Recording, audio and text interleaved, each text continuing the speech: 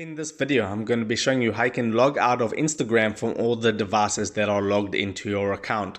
So once you're logged into your Instagram account, you want to go ahead and tap on your profile icon at the bottom right. Then you want to tap on the three horizontal stripes at the top right.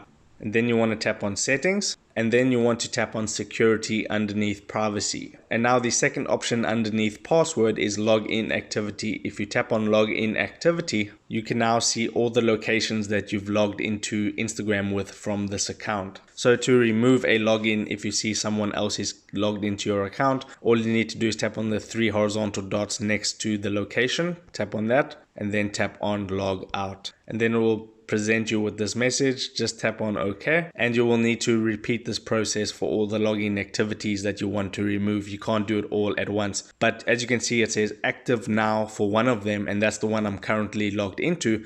Don't go ahead and remove that one, otherwise you will get logged out. But that's the process of how you can remove all the login activities from your Instagram account. If this video helped you out, make sure to hit the like button and subscribe for more. Take care.